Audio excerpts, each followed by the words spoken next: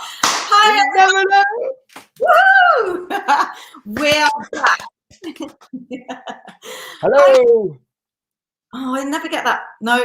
No. No. Look at that. Got it sorted. How are you, Hayley? I'm really well. I'm super excited today on a Me high. too. How are you? Yeah, pretty good. Live all week at 12 o'clock. Oh, Gotta be good. yesterday was a lot of fun, I have to say. For all of you watching today, if you're with us, please start commenting and start asking us your questions and put in your comments. Let's connect. This is all about growing. This is all about finding your dream job and finding your cheerleaders. So start interacting with each other. Use our network as a springboard and get your comments in those comment boxes. Yusuf is the first one. Welcome, Yusuf. Thanks for being here. And everybody else, thank you so much for joining us. You know, it's so heartwarming. I was actually looking, Hayley, yesterday at the number of lives we've done. And I think this is our 10th live, including Caroline's. And it was bizarre. It was almost like a fashion statement. I mean, obviously I wear the same thing because I have no fashion sense whatsoever. But it's like, you know, it's like a development of our lives, you know, I mean, it's not that long, but it feels like it's changed a lot in such a short time. I think we talk about on here that, you know, there's lots of job seekers out there and lots of people in general who get really scared about posting online. And we talk about this pretty much every week, but we were absolutely petrified doing these lives. And now it's like, oh, I'm starting to look forward to them. I'm not getting like petrified like I was. And that's part of the reason why I wanted to push myself out of the comfort zone and do 5 in a week, because I was thinking this is getting a little bit pedestrian, you know, love it, but let's open it up a bit. You know, good luck to you. You are going to be sleeping all weekend after all these lives. I am. So look, how is the job market now in the UK? We've got a question already. Come on, guys. So if you the questions today, can you put a QU or an emoji in front? It makes it super easy. But we have one already. Thank you very much, Kushabu. I hope I pronounced that correctly. How to get a job without references. Super easy. Super easy. So it's all about how you present yourself. It's about positioning in general. So, you know, as long as you know your strengths when it comes to you as an individual, then you will be able to articulate that in your CV, and automatically you're kind of signaling to the hiring manager how confident you are, how sure of yourself you are. And that sends such a great message to a hiring manager, like, oh, okay, this isn't like everyone else. Shall we interview her? And in actual fact, they don't really question it that much. They come back to the recruiters straight away and get her in. Yeah. And there will be, you know, you will need references. You know, when you actually start a job, you will need references. I'd be pretty shocked if there wasn't somebody, you know, well enough for them to give you a reference that you're a sound person. You know, and it would be nice to think that, you know, you've got some people you've worked with before that would, you know, endorse you. So I didn't really think of it from that perspective, because I was thinking, you know, maybe she has a career and needs a reference. I still think it's super easy. You still have your tutors, you still have people like internships that you've had, or kind of personal referees. There's so many options when it comes to this. So great question though. Thank you very much. Yeah, good question. Good luck as well. Yeah, good luck in your search. So, Waquace, will Middle East job market improve after COVID? When's after COVID? If yes, when should we expect this? So, sorry, I'm kind of... Go for it. Come on, go, girl. Oh, I've got it. That's so weird.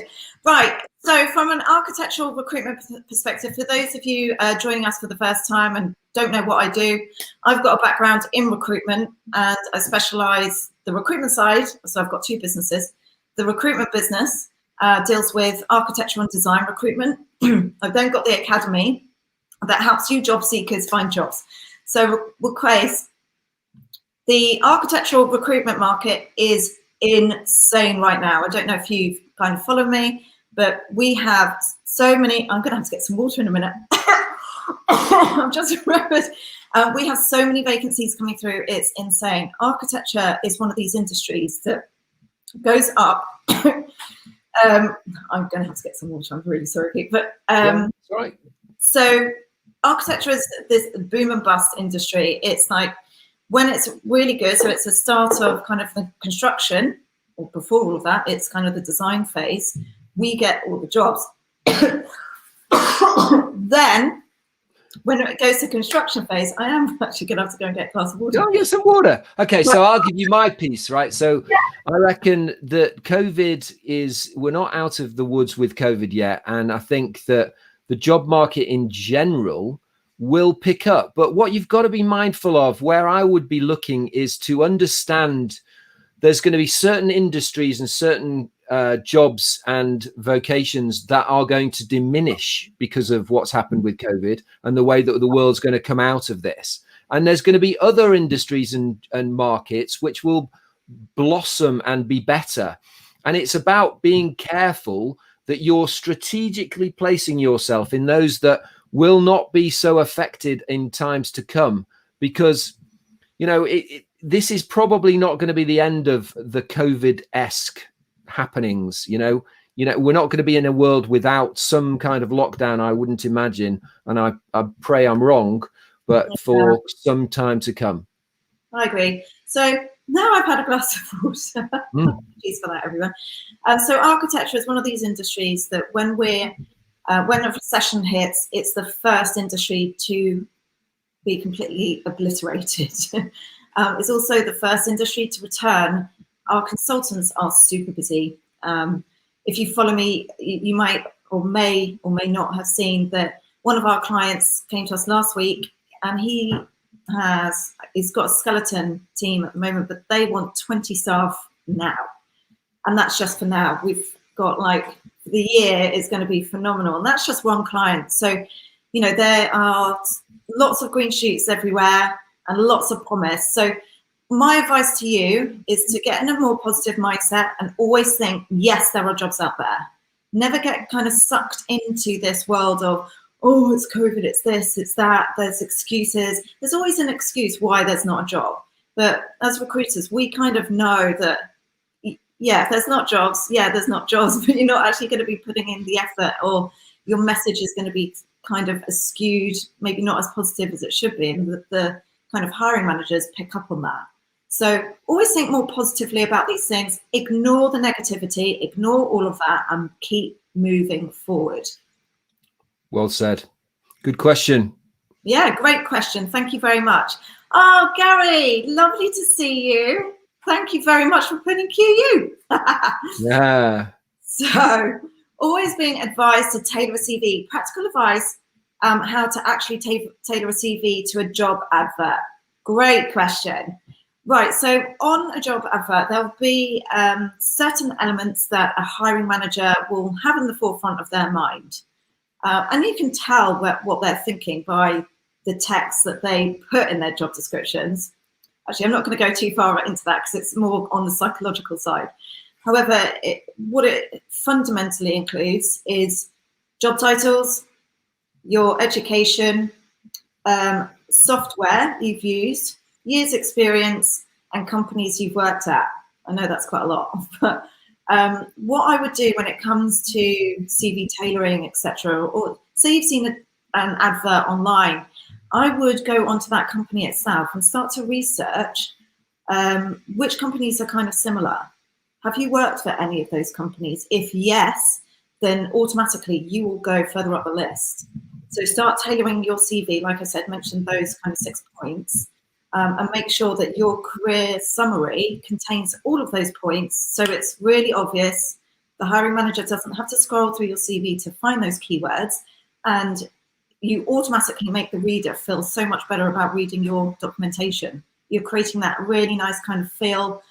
Oh, great, Gary's like giving me everything I need right from the off. Come on, let's get him in. So, it's like, to me, it's a mirroring thing. So you read the job advert, you find the keywords and the requirements, and you regurgitate that back with evidence that says, you know, you asked for this. They said this is specifically required. you put that into one of the key points and say, this is, you know, this is what I have done, and it mirrors exactly what they're asking. And then, you know, make sure you've got a lot of they will use some sort of descriptive keywords within their advert. Try and get those in and substitute some of your words for a synonym, in order that they feel like you're part of their company already, because you're mirroring the way they say things. And also, yeah, when you're communicating with these people, Gary, in your like first email or introduction, use those techniques that Pete has just suggested to really grab their attention. You know, you want to make an emotional connection with that individual. So start picking out those points, those commonalities, and put them into your introduction email in some way, shape, or form.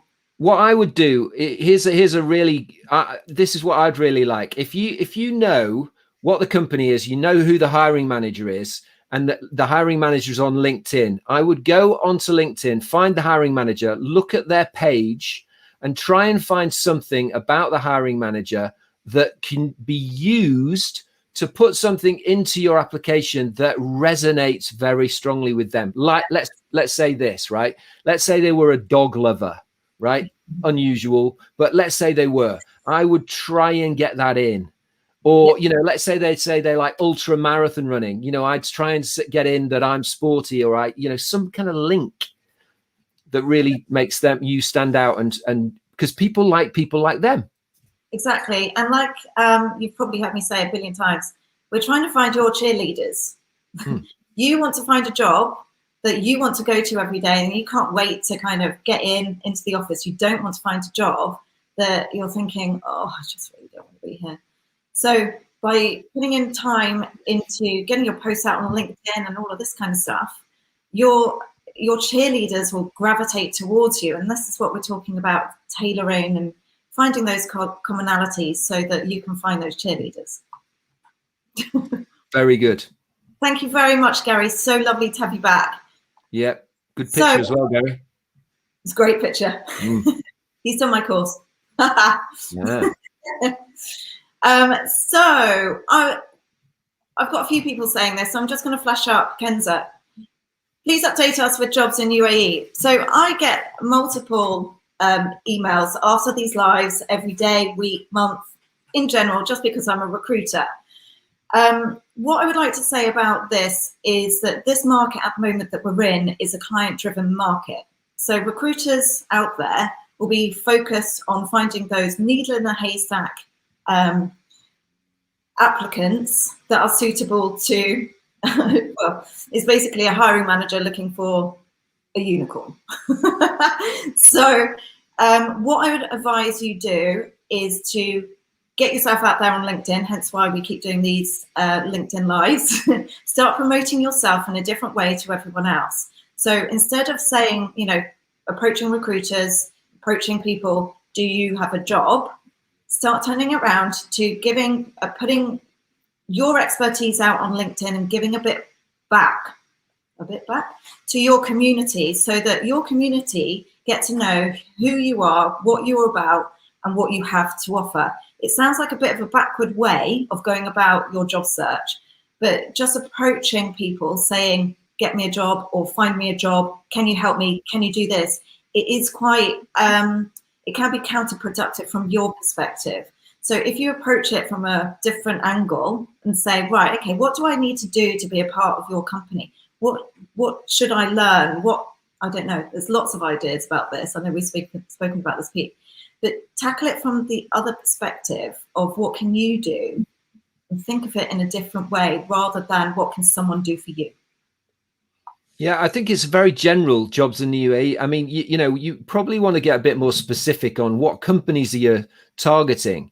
And Haley talks about, you know, a lot of companies, you know, let's say 50, let's say 100, pick those companies and then go through one by one and try and influence those companies by following people in senior positions. That would be the recruiting element of, you know, that there'll be a certain type of person in a management role who will recruit for the jobs that you're looking for. And you can find those people and you can try and go and follow them, like their stuff, comment, understand what they're doing, understand the culture of the company, and try and morph and move your your actions and behavior to reflect those things, so that you can then go to the company and say, look, look at my, I'm great for you. Exactly that. And I think Caroline brought this up yesterday in our feed, the live that we did yesterday. Think of the person that it inspires you. Who do you want to be in the future? Then contact that person, reach out. They may not reply all the time, but you want to find out what they did to get there.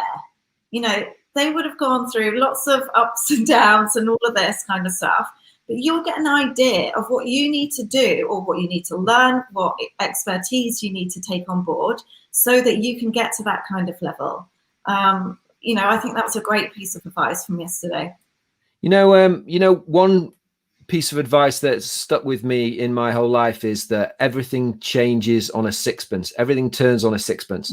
In 1 minute, you can be doom and gloom, or, everything can be bleak, and literally next minute, everything can change. And you've just got to be looking out for that change, because it could be coming anytime now. And that's the positivity element of your thinking, rather than, oh my God, it's bad. It's not. It's always darkest before the light. Yeah. It's going to get better. Love that. Well done, Pete. Thank you, Kenza. So, Yusuf, I've seen that you've posted a similar thing. Hey, I'm looking for an opportunity at the moment, either in the UK or the Gulf. Can you help me? Same as Kenza. You need to start positioning yourself. So if you didn't hear what we just said, scroll back and have a listen and start positioning yourself for that role. Thank you for your question. Uh-oh. I've just had everything just go. Question. Yeah, it's really annoying. Niju, thank you very much for your cue. I am an architectural draftsman, 13 years experience. I didn't get good opportunities to grow in this field. Worried about this pandemic condition. Can I hope? Of course you can. So in the recruitment world, we always, as recruiters, they do get down in their jobs. Oh, nothing's going through. We're not finding people jobs. We're not making placements. We're not making money. Once you get stuck in that kind of rut, guess what happens? No placements, no money, no targets hit. If you focus on the negative kind of keeps on happening. You start turning it around, kind of think, right, okay, we have a pandemic situation. Yeah, okay, great. How can I position myself for the future? What do I need to learn? What do I need to do to get there? The message that you send will be a positive one, and that's what people pick up on. You want to make those emotional connections with people, and it's got to be positive. No one wants to work with a Debbie Downer. So start turning it around into a more positive light, and the feedback that you will come from being that way, behaving that way, will be far more positive. I think if you've not got work right now, think about doing pro bono or free work that will be able to look really good, maybe for a charity, maybe for a business you care about. Do something really special for them and make a big play of it. Do a big splash on your LinkedIn profile. I did. I drafted this beautiful piece of work for free because I'm trying to give back. And, that'll be a really good discussion point when finally you do get in front of an interviewer. I've got a really good idea.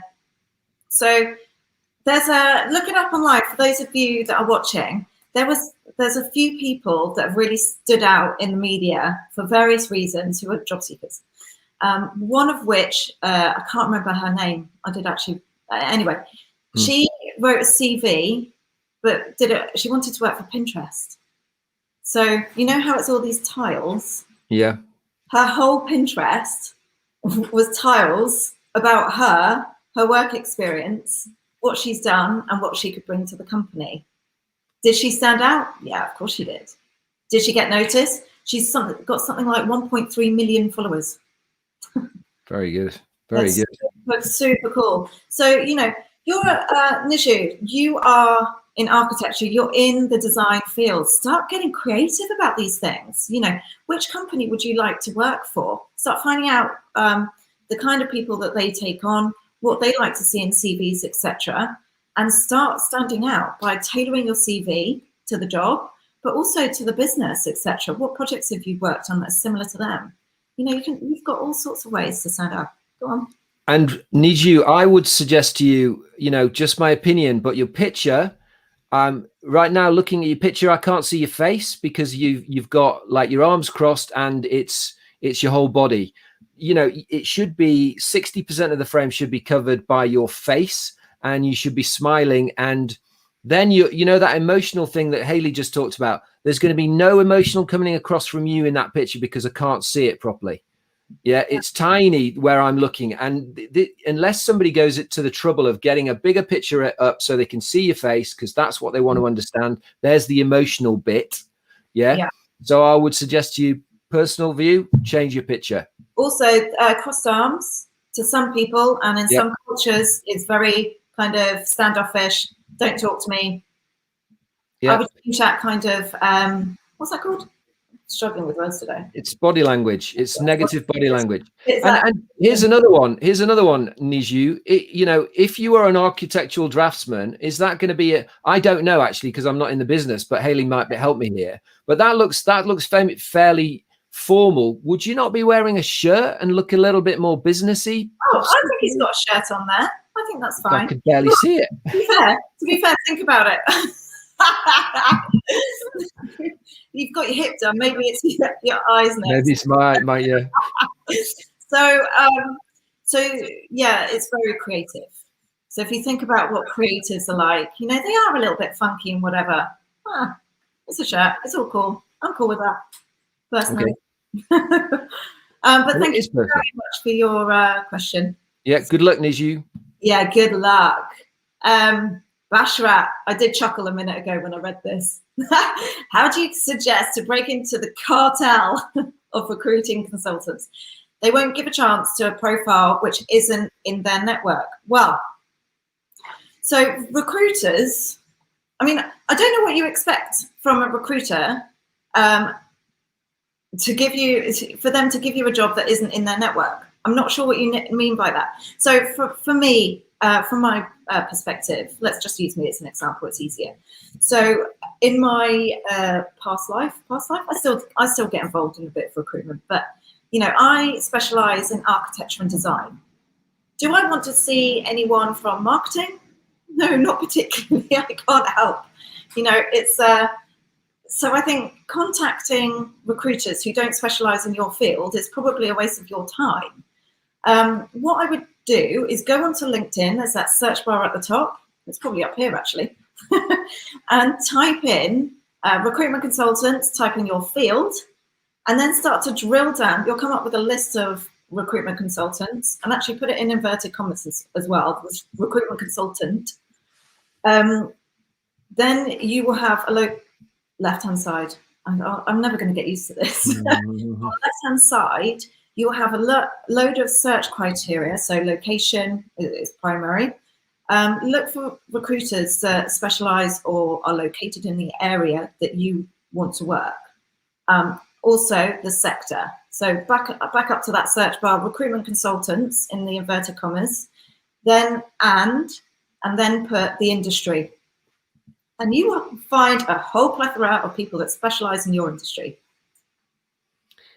I mean, the fact that you're saying a cartel of recruitment consultants, you know, I'm not convinced that actually exists. If you think it does, then I get it. But I think maybe if that's the case, and if you know who they are, then really you need to go about charming them.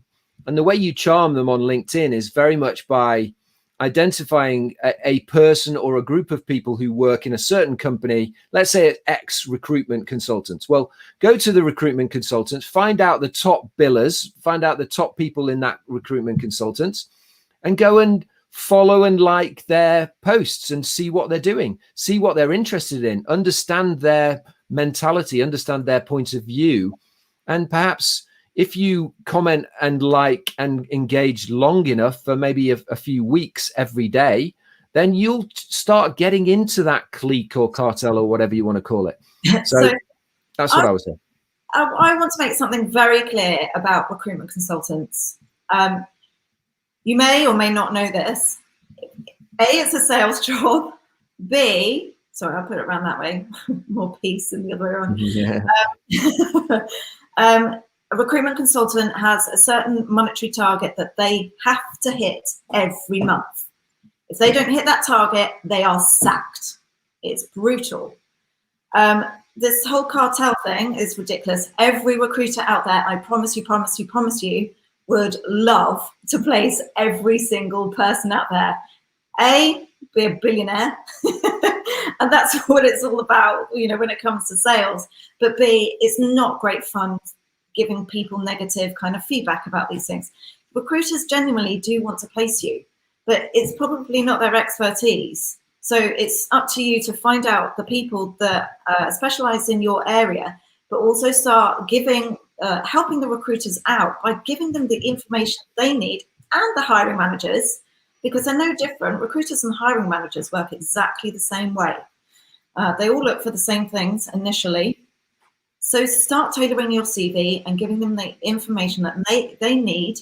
I know, Pete, actually, I'm going to back this back to you because you're very good on this one. The FABs, the USPs, FABs.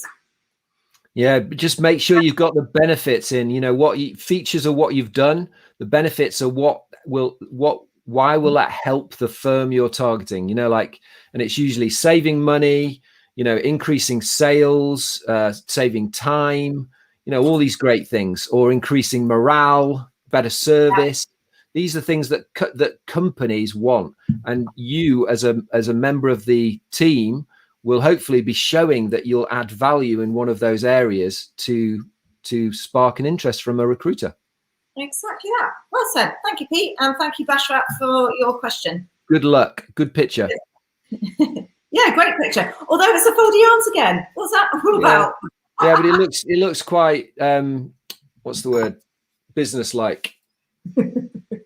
It's usually in clusters. You know, when you do body language, it's in clusters. One thing on its own is not usually, yeah, exactly. If you do a series of things together, yeah. Like, oh, that one's horrid. We've spoken about that before. I'm in charge. That's what that means. Hate it. Pete and I have had this conversation sorry, Bashra, I'll take this now. Pete and I have had this conversation about like business meetings we've been in before. And I have this kind of vision, of lots of guys at a table kind of peacocking. Yeah. I've never really seen it, but it amuses me. Yeah. Anyway, right, Binesh, I'm looking for a job. Could you please scroll back? Great. A bit of advice about this. Good for you, and good luck to you. Good luck, Binesh. That's great. I wish you all the best. Emma, woohoo! Emma's doing my course at the moment. Emma. See you. So, by the way, anyone, if you want to get on this course, we've had Gary as well that's doing my course, or one of them. Please go to aerecruitment.ae to have a look at what we can help you with, what we can teach you, because we only cover a small proportion of things on these lives. It's actually impossible to cover everything. But anyway, to your question, Emma, how can we get more news from hidden job markets? So the hidden job market, this is key. For anyone who doesn't know, there's lots of job seekers out here or who are watching right now. Your kind of default will be to search job boards, search LinkedIn, go to recruiters. And you'll get stuck on this hamster wheel of looking. And I think this is why kind of job seekers get a bit down, actually, because they don't really know the available options to them. You know, it can be really depressing, kind of not hearing back from anyone or only getting a no and not knowing what to do. Oh, we'll just go back onto LinkedIn, apply for some more. Let's apply to another 100. And, you know, maybe we won't read the job description. We'll just go apply. It is a waste of your time. So, hidden job market. I'll come to it. There's 80% of jobs that are never, ever advertised online. Now, I keep going on about finding your cheerleaders. And the hidden job market is all about finding an emotional connection with individuals in your network or your network's network, if that makes sense. So you need to get your head above the parapet, make yourself seen, get yourself on LinkedIn and start posting about your experience, your expertise, your kind of trials and tribulations, your successes. You know, get that emotional kind of, what's the word I'm looking for? You want people to make that emotional connection. We need to understand who you are and what you're about, your personality, and a little bit more than just a black and white CV or a portfolio, etc. We need to see some vibrance and personality. So I'm proof of that concept by basically I decided to stop looking for a job on at all and just went all out on LinkedIn, posting, creating videos, engaging, and I did that for 3 or 4 months. I got offered 2 jobs without even asking for a job. I was looking for a job at the time and took one of the jobs. It didn't work out, and things have changed for me. But definitely, I know that getting engagement and posting and, you know, working on LinkedIn will bring a pool of jobs to you rather than having to go and look for it. So if you want to grow on LinkedIn, I would say that was a very positive step to take. I mean, it does sound a bit of an arse about face way of going about things, I would say. And attraction I think marketing. Yeah, I mean, it is difficult, and Pete and I have spoken about marketing, etc. Because even from a business perspective, it's exactly the same, and it's exactly the same principles. You know, as a recruitment business or the academy, we get ourselves out there. It's to be seen, basically. What are you about, and what are your values, etc. And then you create this inbound funnel. People start to see. It's like this is how Pete and I met, isn't it? Yeah, which is great. Yeah. So thank you very much for your question. Cheers, Emra. And I'm sure we'll have our coaching session very shortly. Mosin, how do we get our email read by the hiring manager? Almost 99% of the emails are never opened by the hiring manager. You're probably right. So there's lots of ways of going about this, and this is what we've just been discussing. Is about making that emotional connection, tailoring, and finding out little tidbits of information about the hiring manager. So tailor all your communications to those hiring managers and to the company themselves and the job. Sorry, that list is getting a little bit longer. But you want to tailor it and kind of get them to engage in that way. You know, if I go through my inbox, most people say, I am an architect, I have 10 years experience, I work in hospitality, if I get a message through from someone that is really jokey, or I don't know, hi Hayley, I've been watching your LinkedIn lives and I've seen that you and Pete have joked about this, X, Y, and Z, it automatically changes. It stops you from that monotony, and you start to read and kind of engage with that person. People, you can tell who have people who have spent some time to get to know you, and that's what people really want. Definitely. I'd love to know where you get the 99%. I'm sure if a hiring manager is looking for people, then they will be, as Hayley said, you know, these people aren't going out of the way to look for somebody, to not look for somebody who's great for a job. So you've got to ask, you know, cart before the horse. Are you the person that they require? And if so, what are you doing to stand out? You know, what is it that your letter or email is going to do with them that's going to strike a nerve? Maybe comedy, maybe, you know, understanding a bit about their lives. As Hayley said, what is it that's going to make you stand out to be that in that 1%? Because they must open quite a lot of emails. To be honest, he is right in this kind of 1%. How do we know that? 1% of applications make it to interview stage. Okay, but that doesn't mean to say they haven't read them. It just means that they just said, no, they're no good. That's very true. Okay, right, we'll move on from that, that fact. But thank you very much for your question, Mosin. Hi, Jennifer Penn, lovely to see your name again. Hello, Sandro. This is a great question. Is there someone who cares about what your real capability instead of matching the expertise requests, which are always the same and very general? Essentially, yes. there are people who care. Everyone cares, but I think this comes back to marketing again. You know, as recruiters, as hiring managers, we want to fill those jobs as quickly as possible. Recruiting is incredibly time consuming and it is expensive from all aspects. No hiring manager wants to waste their time, not waste their time, but they don't want to spend their time on recruiting. They've got their day-to-day job. That's what they want to spend their time on. Recruiting is one of those things that is holding them back. So if you can start tailoring your CV and giving that hiring manager, convincing them within your career summary, you know, with, like we've said before, kind of your features and benefits, your unique selling points, make it blatantly obvious, tailor your CV to the jobs so that the hiring manager, you can convince the hiring manager really super quick why they should interview you. I've had my experience with finding jobs, and I've found many, usually by people coming to me, and the only people who I've had lots of experience with recruiters who talk to you, and you can tell that you're just a number, and then you occasionally find one who clearly wants to understand about you, the person, and those are the people that you build a connection with, and you see that they're trying to help you further than just give me the CV and that's it. And you find those people come back to you and they're trying to help you. So it's rather like dating, I would say. You know, probably you want to find the right recruiters who like you and you know, who care about you. And that's the same in every situation, really. You need to find someone who does care, and there are lots of good people as well as lots of bad people. So as part of the recruitment business, AE Recruitment, I've actually started kind of trying to educate job seekers in terms of tailoring their CV. It makes it a hell of a lot easier for a recruiter and a hiring manager if you tailor your CV.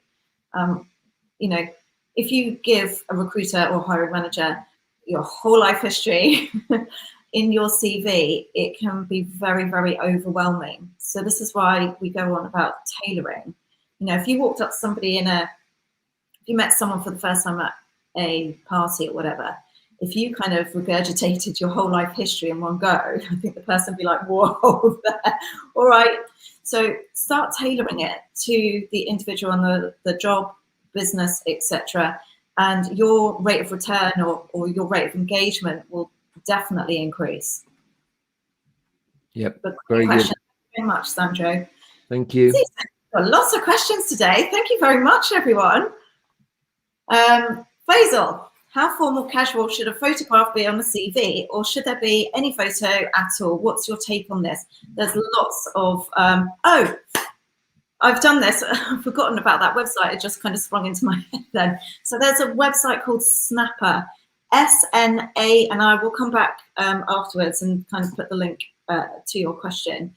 But it's snappr.com. It's linked to it's just like a direct link into LinkedIn. It will analyze your photo and give you an analysis of what the reader views in your profile picture, how they see it, what kind of feelings they get, etc. Which is a brilliant piece of software. On a CV, it's the same. I think if you analyze a photo that you use on LinkedIn via Snapper, if Snapper's happy with it, stick it on your CV. But if not, if you're looking miserable on your CV, the likelihood of somebody thinking, a hiring manager thinking, oh yeah, I want that really kind of upset looking chap working next to me, it's never going to happen. You know, you want to have a smile, you want to be personable, you want people to engage with you, so make them feel welcome. And do, you know, mirror what the job is. So if you're going for a position in a bank, then, you know, don't wear a Hawaiian shirt. You know, if you're going for a job as in marketing that's a bit more casual, it's more appropriate. I would tend towards a little bit more formal, because you're going to get the benefit of the doubt then if you're in doubt. If you're not sure, make it just a little bit smarter than casual, because then you're playing it safe, I would say. Yeah, I like that. Good bit of advice. Thank you very much, Faisal. Rakan, thank you very much for your question. What we can do, what can we do if there is no work opportunities in the market, especially in the construction field? I get this, I don't know how many times. If you focus on the negative will keep happening. Start thinking, change your mindset, Rakan. There are always jobs out there, I promise you, promise you, promise you. You know, start focusing, go back to the last company you worked for, go on to LinkedIn, go on to that company record, and on the right-hand side, I've got it right, there will be similar companies to the business that you worked for before. What you tend to find with businesses in general, they like to swap staff. So any recruiter, to make it easier, we always go through, the companies that are similar. We target those businesses first. We have any job applicants who have worked for those businesses. The likelihood of that hiring manager picking one of those applicants is that much higher. So I would start there, but stay positive. Don't let the negativity get you down. Just keep moving forward, that forward momentum, positive, spread the love, and it will come, I promise. Yeah, I mean, there is absolutely no truth in the fact there's no work opportunities. But if you're convincing yourself that that's the case, and there are areas in terms of the job market now which are going to suffer and be less abundant, shall we say, after COVID. If you feel like that about your industry, and construction clearly isn't going to be one of them, because as soon as construction's the one that comes back the quickest, and in line with that, architecture, yeah. So I don't believe that. I really don't believe that. If you really did believe it, then you should be looking to see where you could change your career to mirror what you do believe is going to be abundant in terms of job opportunities. But yeah. I think Hayley's right. That's a cop-out state of mind. Yeah, and I do think it's a bit of a cop-out. I think, you know, in my years, the Middle East, for example, it is a bit of a boom and bust kind of industry. There's always one business making or hiring staff. There's always another business firing staff. So find out who those businesses are. Never focus on the negative. Just find out who the other business is. Those contracts have to go somewhere. So who took them? Yeah. But stay positive. Thank you. Oh, go on. Were you going to say? I was just about to get a question. Good luck. Good luck. Very much. Oh, hello. Oh, thanks, Mohammed. Oh, I think I'm slightly mental today. I've had a lot of good, and I'm on a high. I kind of need to peel me off the ceiling. What's a perfect answer for desired salary question? So you won't lose a job and you won't get underestimated. So I would always kind of look at your current salary. If you kind of don't want to put a hiring manager off, say, look, I'm going to be really honest with you. This is what I'm on at the moment. This is what I'm looking for. Make sure it's not some wild kind of number. You know, I wouldn't kind of want to, you're talking about not wanting to put people off. What do you think I'm worth? You know, you don't want to be paid less than what you're on or what you were last on, but be realistic and just stand your ground. You know, this is who I am. I'm being blatantly honest with you. So what do you think I'm worth? I think that's a good answer. I would first of all want to know from the people who've put you in that interview. You're not going to go in there if they've told you the salary's 10 grand, 10,000, whatever, less than you're already on. So there must be an expectation. But this is the way always to say it. It's like, you know, say I'm looking for about this much money, and it'll be a little bit more than you're on already, and then take the sting away from that by saying, of course, that's not the biggest thing I'm thinking about here. Yeah. The most important thing is that it's a job that takes me into a new arena. It gives me better skills. It's with a better company. And I'm really excited about all those things. The minute you just say it's just all about the money, you're lost. Because if you tell someone you're just coming for money, then they won't want you. And you should, you know, money is what they call a hygiene factor. It's not a motivator. It's a demotivator. If you don't have enough money, it'll demotivate you, but it'll never really motivate you. It only motivates you for a very short time. You have enough money and then you expect it, and the motivation is gone. I mean, I've got something on this point. It just sprung into my head. How would you feel, Mohammed, if you asked the hiring manager, well, why would you like me to join this company? And they said, I just want a bum on a seat. It's like, because you're cheap. Because you're cheap. You know, by kind of focusing on the money, it's just the same to the hiring manager as you feeling like a bum on a seat. No one wants to feel like that. You want to feel valued for your expertise, Mohammed. So the hiring manager wants someone who values their business and what, you know, you're never going to, a hiring manager wants you to stay for a long period of time, you know, so you want to show them why you want to work for that company, not just because it's about salary. It's kind of the same thing in my mind. And I used to say, so, and I do mean this. It's like, they say, this is the salary. And you say, well, you know, I'm more expensive than that. And say, if you want somebody to work for you as an employee, that's the salary you should pay them. If you want someone to give you their heart and soul, like I will, the salary I'm asking for is what you should be giving me. And I'd often, be really careful with giving that advice, Pete. Really? I'd be really careful giving that advice. Why? You know, I think there are a lot of cheeky people out there, and I've met a lot of cheeky people in my time. You know, so in the UK, if as a recruiter or as an employer, we've got something called P45s. Yeah. You get pulled out very quickly if you've lied about your salary. I wasn't saying lie. I'm saying that I give my heart and soul, so I expect more money. But I think it's dangerous territory, personally, to kind of advise that. Okay, well, I disagree, and I think that's what I've done many times, and I've got some great jobs because of it. Right,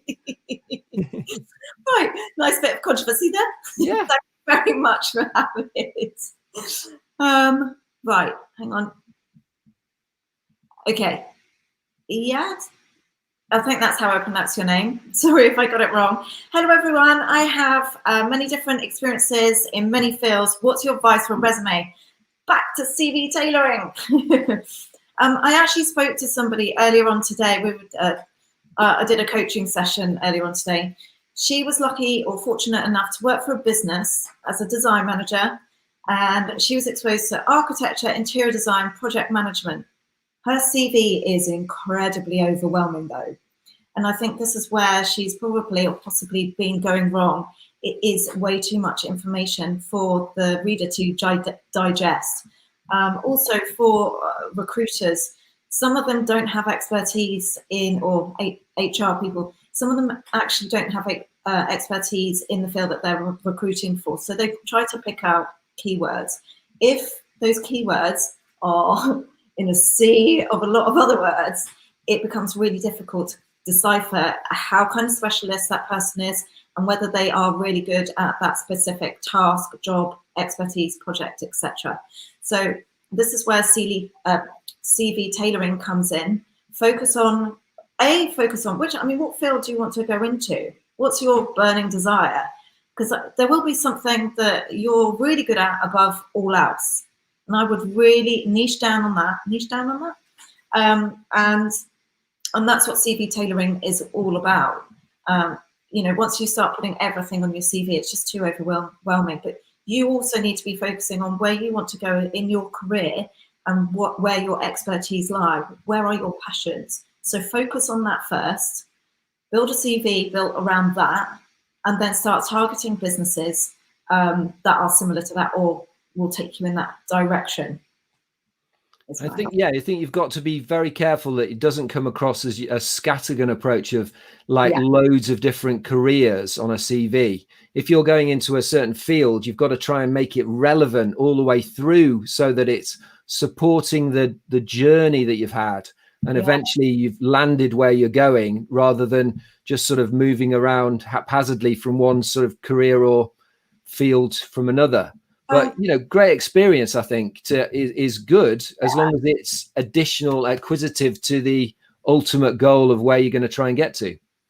Somebody posted, so I put a post on LinkedIn today about CV tailoring, and somebody did comment underneath saying, you know, you're effectively telling people to lie. That's not what I mean. If you have to start making up job titles, that the job isn't right for you.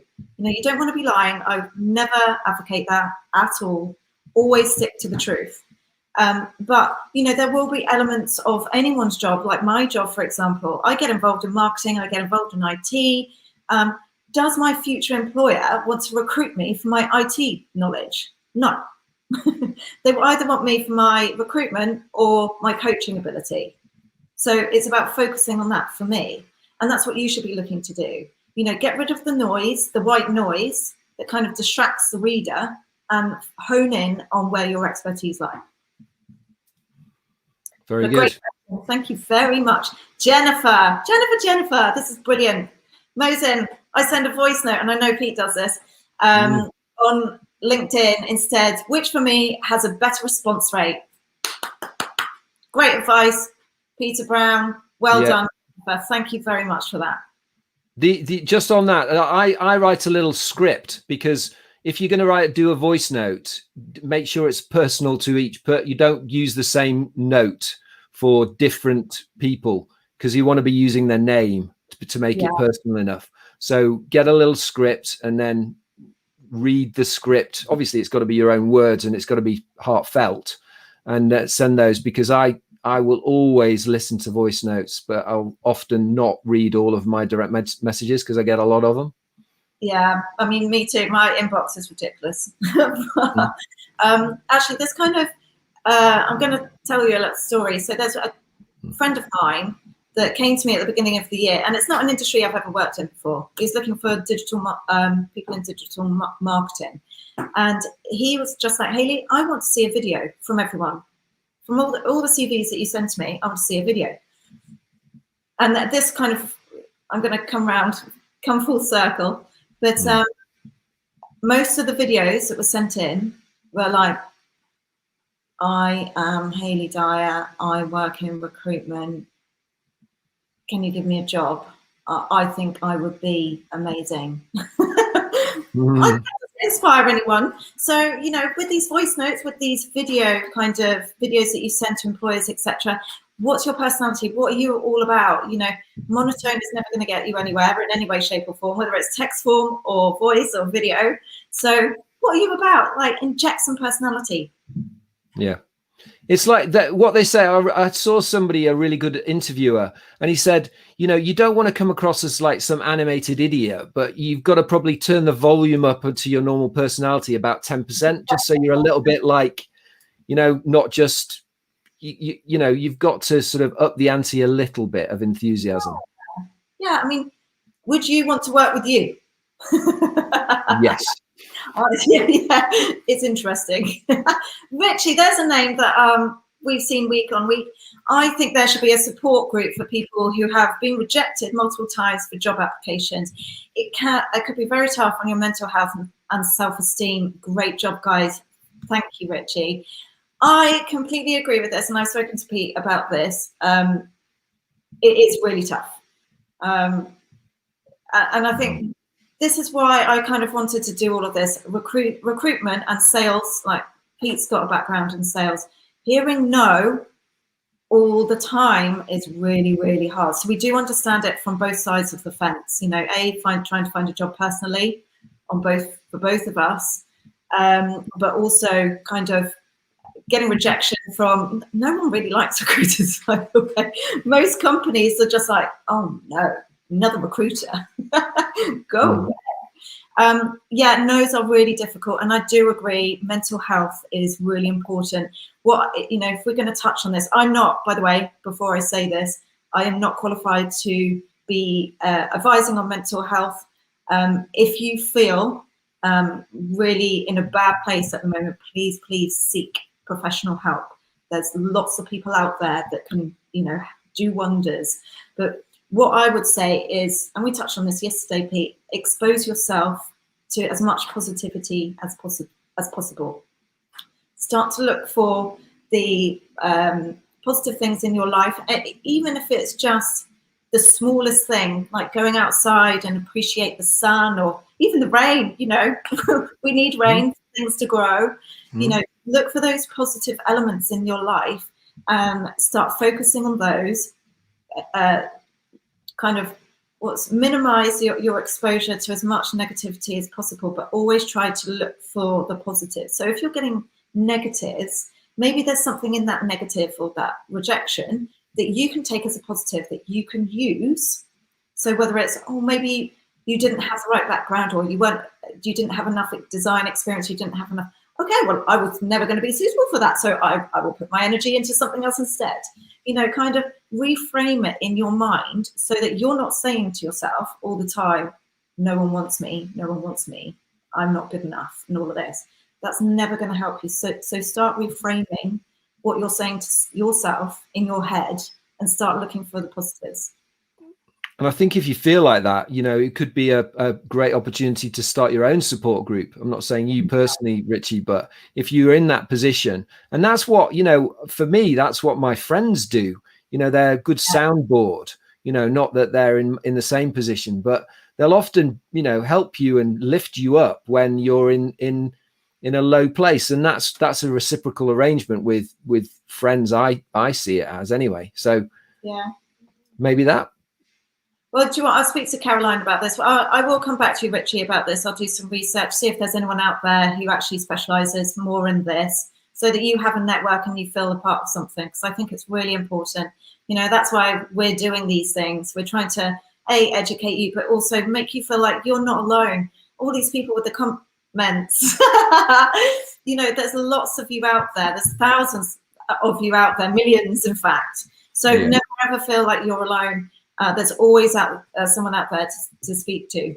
And that, just on that, you know, like the community on LinkedIn, you know, you've seen Rehab already saying here, Richie, please reach out if you need, you know, LinkedIn itself and engaging and posting, and, you know, the amount of positive affirmations and help and support that you'll get through engaging on LinkedIn is phenomenal, you know, and it's a lovely, you know, and as Haley said, that's how we met. And we've got quite, you know, and Caroline met. And, you know, there's numerous people I think I've been on, you know, in the last week, I think I've been on about 8 or 9 Zoom calls with people off LinkedIn who are now friends, as well as people who I interact with on LinkedIn. Sorry, a bird just flew into the window. Is she all right? Flown off, so just stupid. All right. Then. Right, so yeah, you know, it is an amazing network, and good luck, Richie. Keep coming back week after week. I want to hear about your story. Speaking of which, where's Abdul this week? Yeah. Where are you? For those of you for those of you that watch us week in, week out, we've had someone on here, Abdul, who has taken our advice, and based on the advice that we've been giving him, or all of you, he's got a couple of interviews, so I cannot wait. I will keep going down. We've only got like a couple of minutes left. I'm sure we'll run over a little bit, but we will keep answering your questions throughout the day and throughout the days. So we're also back next week. So never think that we're just going to leave you high and dry. We messaged and connect with everyone afterwards. And also, if you've got friends or colleagues who you think could benefit from this, the recording of this or next week's version of it, please send them the link or send them, you know, Haley's profile, and, you know, let's get them on as well and get their questions so that we can grow this fantastic community that we're inspiring and helping. And thank you for being here with us to do that. Yeah, thank you so much. And also go to I'm never going to get used to this. I'm going to have to find out how to flip the camera around. But go to aeacademy.ae. I know we're only giving you a couple of tidbits on this hour session. There's a whole week's worth. Literally, if you did it 9 to 5 at the expert course, it would take you 9 to 5 solidly for a week to get through all the information. There's so much there. So there's lots on AE Academy. Also, I had it right first time. Kaboom. If you want to work with Pete, go to kaboom.uk. Yeah. So, Mosen, I know Jennifer messaged you just a second ago. Do you mean send a voice note in the hiring manager's inbox instead of a resume? No, this is your pure introduction. This is like a, hey, this is me. Don't say it like that. Yeah, don't. But yeah, this is your opportunity to kind of do something a little bit different from everyone else. And this is what job seeking is all about, standing out, being different. So yes, it's just your introduction, not your resume. Thank you. One more? Yeah. Whew. Right. Q. Yay, Emmanuel. Another person who's taken one of our courses. Brilliant. How does timed test exams before an interview help or work in the recruitment process? So these are called psychometric examinations, psychometric tests or assessments. They are testing your capabilities. You know, a timed test is putting pressure on you. I know, and some people don't work well under pressure. I'm going to go off at a tangent a little bit here, but they are trying to test your expertise and your knowledge and your skill. Go and do some breathing exercises before you start one. Be as calm as possible, and you know, think about what you can bring to the table. Be positive. Work your way through them. But yeah, they are actually going to test your skill fundamentally. Yeah, embrace them and be honest and just do them to the best of your ability. That's all you can do. Yeah, you'll be awesome. Send me a message, Emmanuel. Let me know what it's all about, who it's with, etc. Let me see if I can help you. Good luck. Good luck. Wow. Yep. No more questions. Wow. So it's been another great thing. I tell you, if anyone wants to join me live again at 12 o'clock every day this week, please do so tomorrow, Thursday and Friday. And yeah, come and join us next week. We've also got Caroline on Wednesday next week. So we're here on my feed. So if you want to watch Pete's live feed tomorrow, go and follow him. Yep. And it will pop up in your feed, in your notifications. Pete is live. So yeah, go and follow Pete. And then if you want to join us next week, get your questions prepared. We will be here next week. And then on Wednesday, we will be joined by Caroline as well. And Caroline is from Hong Kong. She deals with executive career coaching. So it's really high level and has some great pieces of advice. So we've got a bit of variety here for you. And good luck with your searches. Thank you so much for joining us, everyone. Thanks, everyone. All the very best. Can't wait to see you next week, and keep those questions coming. Yep. Bye. Bye. Bye.